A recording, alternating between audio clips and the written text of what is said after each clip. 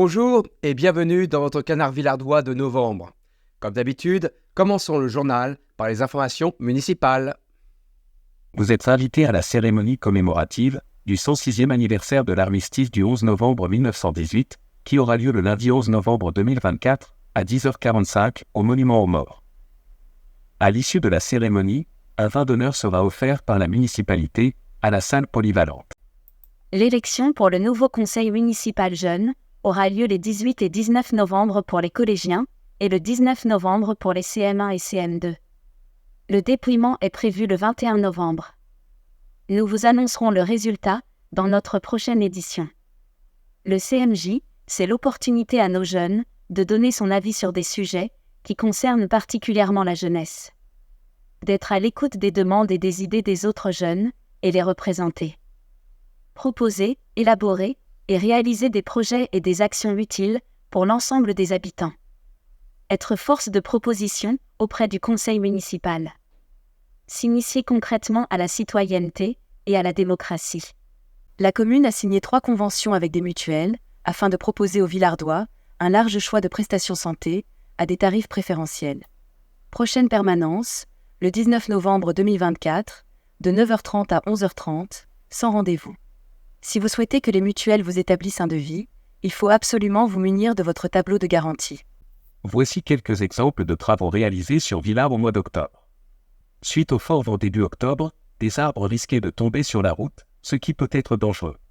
Nos agents municipaux ont sécurisé les routes et dégagé les obstacles afin d'éviter des interruptions de circulation. Dans le cadre de l'entretien préventif des infrastructures communales, les agents municipaux sont récemment intervenus pour effectuer le nettoyage de l'évacuation du fossé situé à la Plaine Fleurie.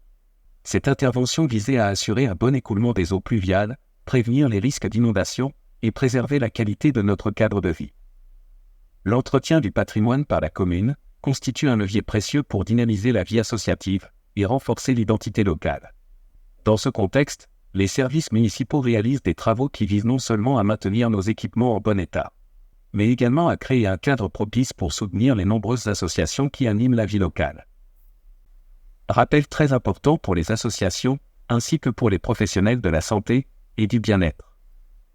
Merci de bien vérifier vos coordonnées figurant dans le site internet de Villars.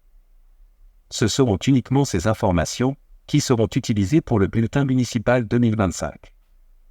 Si erreur, oubli, inexactitude, contactez la mairie.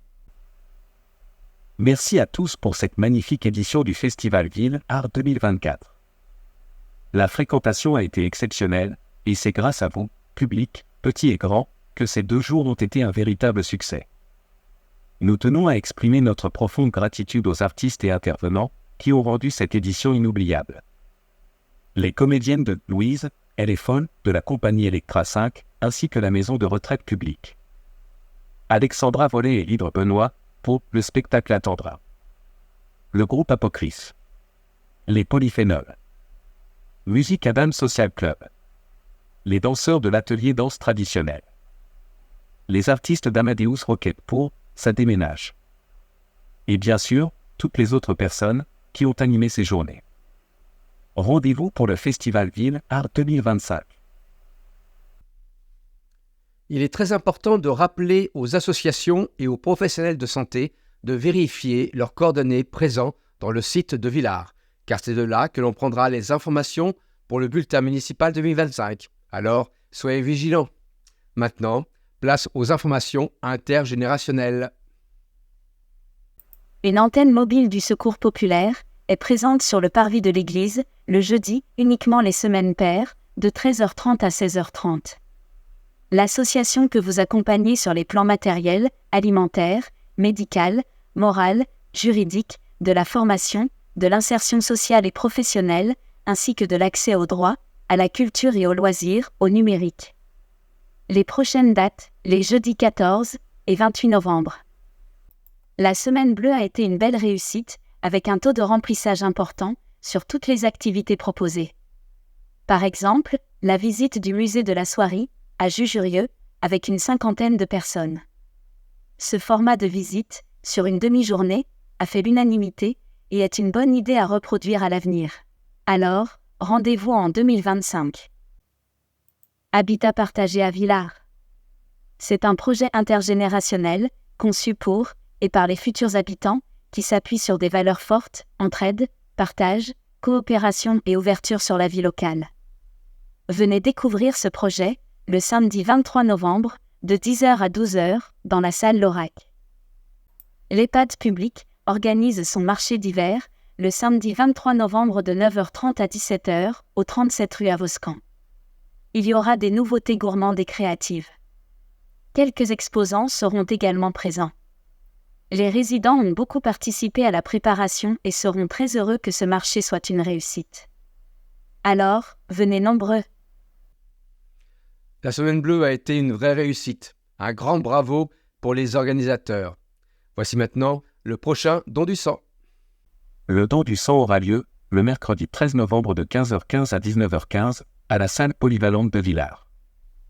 Pensez à prendre un rendez-vous sur le site et également d'en parler autour de vous. Chaque don sauve des vies.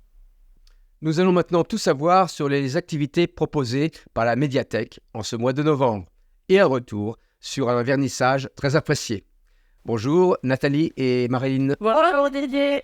Nous allons vous présenter le programme d'animation du mois de novembre.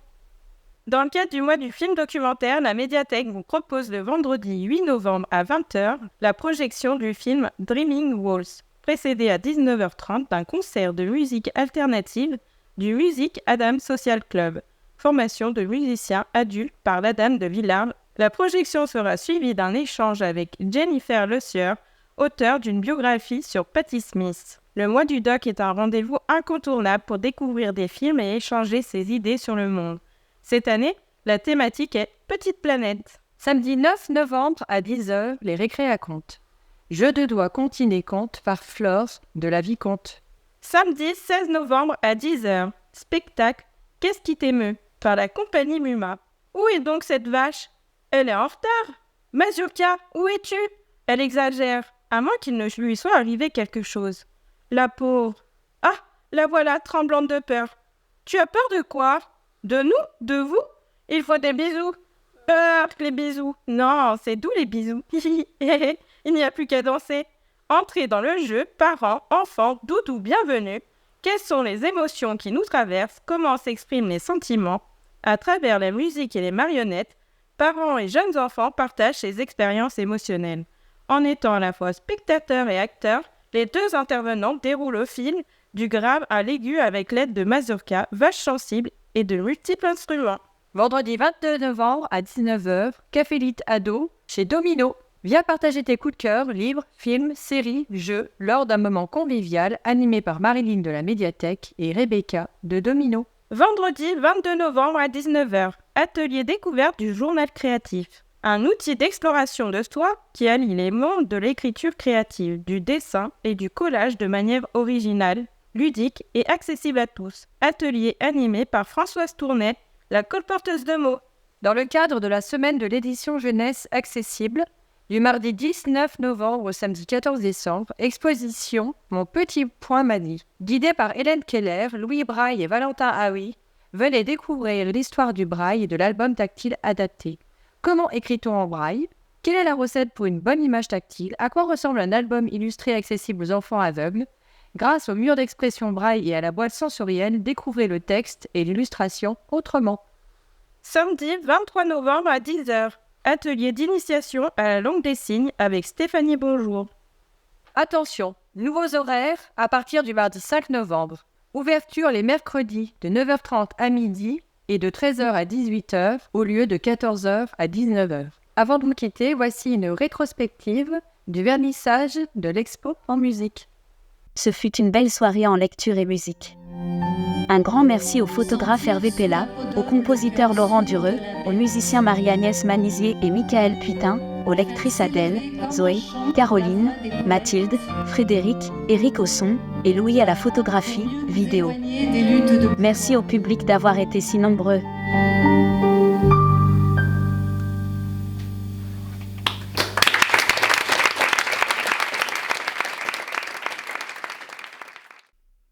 Les applaudissements font toujours chaud au cœur pour les organisateurs et les artistes.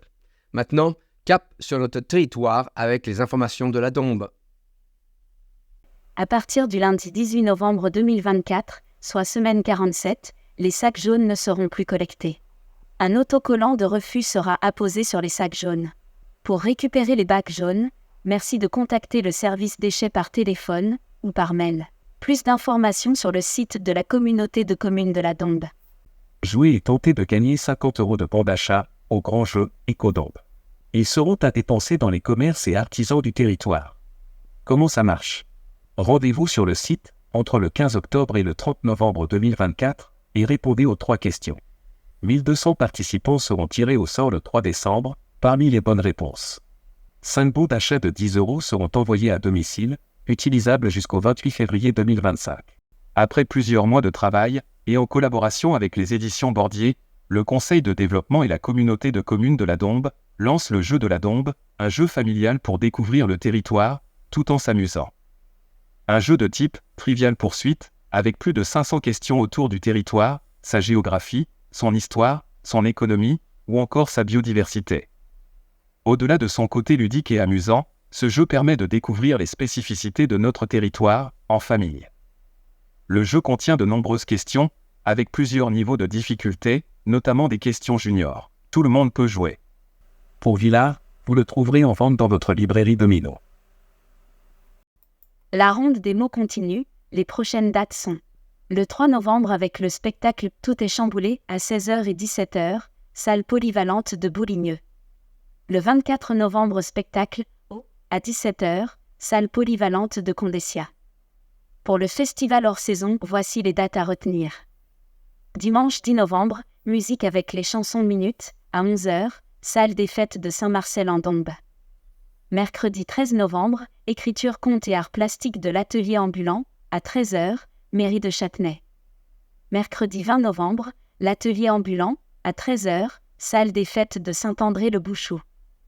Jeudi 28 novembre, théâtre, piégé au grand air, à 20h, salle des fêtes de Marlieu. Bloquez dès maintenant la date du vendredi 6 décembre dans vos agendas.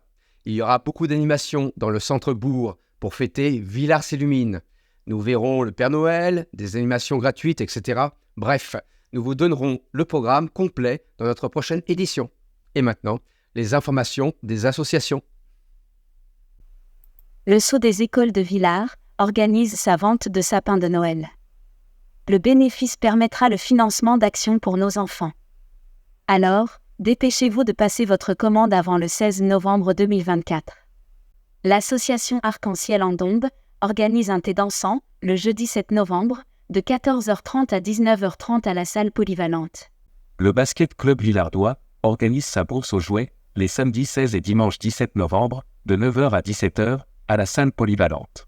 Dombonbal vous propose une pièce de théâtre, Les Toqués du Cibis, jouée par les Compagnons de la Violette, le vendredi 29 novembre, à 20h30, à la salle polyvalente.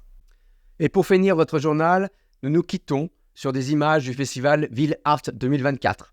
Au revoir.